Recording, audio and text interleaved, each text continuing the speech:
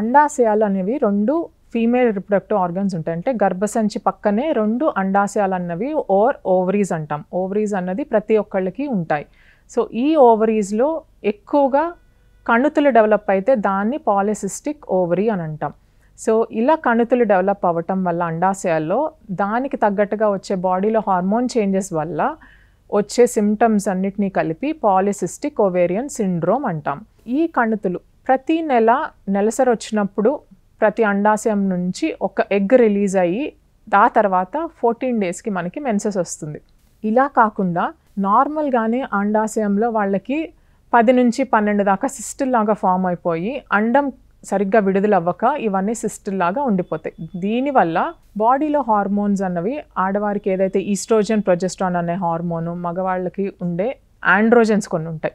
అవి ఆడవాళ్ళలో కొన్ని కొంత పర్సంటేజ్ ఉంటుంది. సో ఈ ఆండ్రోజన్స్ అన్నవి బ్యాలెన్స్ తప్పిపోతాయి. So female hormones male hormones balance ఎప్పుడైతే ఆడవాళ్ళలో తప్పిపోతుందో అంటే ఫీమేల్ హార్మోన్స్ తగ్గిపోయి మేల్ హార్మోన్స్ అన్నవి కొంచెం ఓవర్ డామినేట్ చేయటం మొదలు పెడతాయో అప్పుడు హార్మోనల్ ఇంబ్యాలెన్స్ వల్ల మల్టిపుల్ సిమ్టమ్స్ డెవలప్ అవుతాయి స్త్రీలో.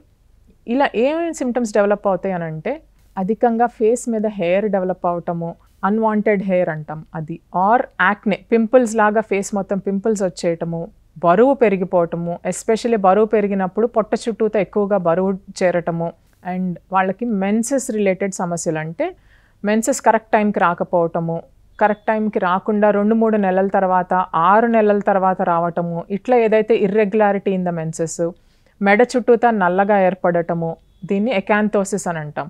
సో ఇలాంటివన్నీ సిమ్టమ్స్ డెవలప్ అవుతాయి.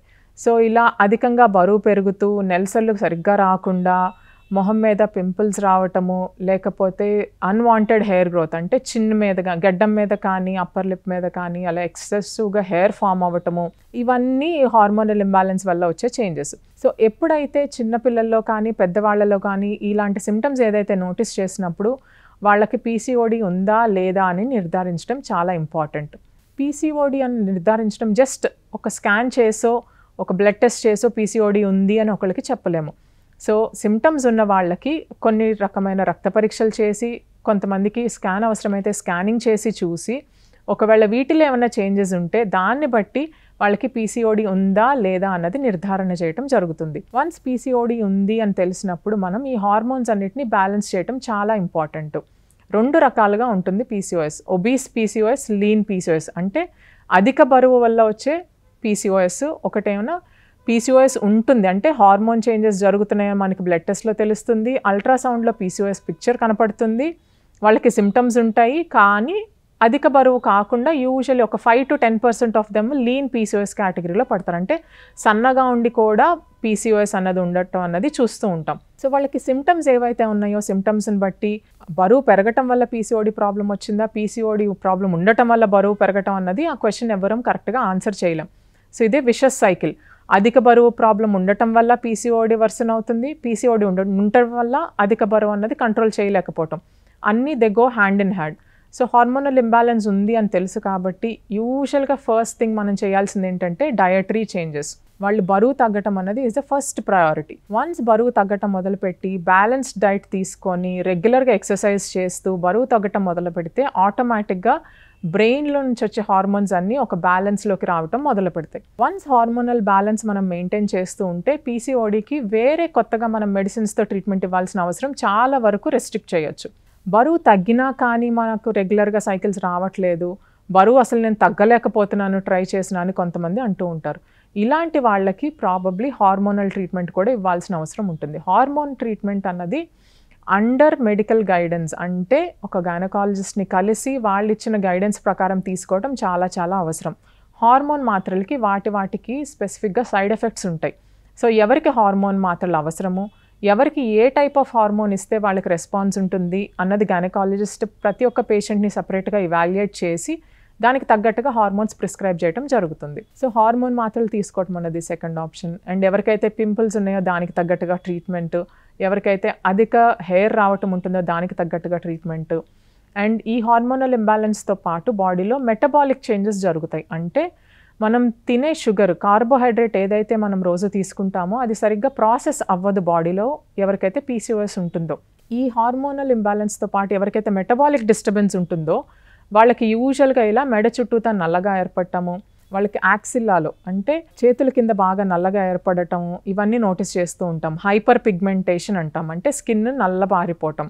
ఇలా ఎకాంథోసిస్ ఉన్న వాళ్ళకి, స్కిన్ నల్లబారిపోయిన వాళ్ళకి మనం వాళ్ళలో షుగర్ రిలేటెడ్ చేంజెస్ అంటే బాడీలో షుగర్ ప్రాసెసింగ్ చేసే ఇన్సులిన్ లెవెల్స్ ఏవైతే ఉంటాయో ఆ ఇన్సులిన్ లెవెల్స్ కూడా ఆల్టర్ అవుతాయి, అంటే డిస్టర్బ్ అవుతాయి. ఇలాంటి వాళ్ళకి ఇన్సులిన్ రెసిస్టెన్స్ ఉంది అని అంటాం. ఒకవేళ ఇన్సులిన్ రెసిస్టెన్స్ ఉంది అని మనకి కొన్ని రక్త పరీక్షలు చేయటం వల్ల బయటపడితే దానికి మనం ఇన్సులిన్ సెన్సిటైజర్స్ అంటే కొన్ని రకాల మెడిసిన్స్ ఇవ్వాల్సి ఉంటుంది. హార్మోనల్ ఇంబ్యాలెన్స్ ఒక్కటే ఉందా, దానితో పాటు మెటబాలిక్ డిస్టర్బెన్స్ కూడా జరుగుతూ ఉందా స్త్రీ బాడీలో అన్నది చెక్ చేసుకొని ఇవాల్యుయేట్ చేసిన తర్వాత దానికి తగ్గట్టుగా ట్రీట్మెంట్ తీసుకోవటం చాలా ఇంపార్టెంట్. పీసీఓడి ఉన్న వాళ్ళలో ఒకవేళ వాళ్ళ రిప్రొడక్టివ్ ఏజ్ గ్రూప్ అంటే పెళ్ళి అయ్యి వాళ్ళ పిల్లల కోసం ప్లాన్ చేసుకుంటూ ఉంటే కనుక ఆల్మోస్ట్ 60-70% ఆఫ్ దెమ్ వాళ్ళంతటికి వాళ్ళకే పిల్లలు పుట్టే అవకాశం చాలా వరకు ఉంటుంది. కొంతమందికి పీసీఓడి ఉన్న వాళ్ళకి అండం సరిగ్గా టైంకి విడుదల అవ్వకపోవటం వల్ల వాళ్ళు ఇన్ఫర్టిలిటీ సమస్యలు ఏర్పడతాయి. ఇలా ఇన్ఫర్టిలిటీ సమస్యలు ఉండి రెగ్యులర్గా సైకిల్స్ రాకపోవటము ఆర్ అధిక బరువు సమస్య ఇవన్నీ కలిపి ఉన్నప్పుడు వాళ్ళకి ప్రెగ్నెన్సీ అవ్వటం కోసం డాక్టర్ గారు గైడెన్స్లో వాళ్ళు డిఫరెంట్ కైండ్ అంటే ఓవ్యులేషన్ ఇండక్షన్ అంట, అండాశయం నుంచి అండం కరెక్ట్గా విడుదల అవ్వటానికి డిఫరెంట్ కైండ్ ఆఫ్ మెడికేషన్స్ ఇస్తారు. అలాంటి ట్రీట్మెంట్ తీసుకున్న తర్వాత పిల్లలు కలిగే అవకాశం ఉంటుంది. రేర్గా 1-5% వరకు టాబ్లెట్స్ ద్వారా కనుక ఒకవేళ పిల్లలు కలగకపోతే అప్పుడు ఇన్ఫర్టిలిటీ మేనేజ్మెంట్ అంటే ఐవీఎఫ్ ద్వారా పిల్లలు కలగాల్సిన అవసరం కొంతమందికి 1-5% of them may need IVF treatment. Otherwise usually చెప్పిన డైటరీ చేంజెస్, ఈ హార్మోనల్ బ్యాలెన్స్ కోసం వాడే మెడికేషన్స్ ఇవన్నీ వాడిన తర్వాత usually lot of them will get pregnant on their own with just the medications alone.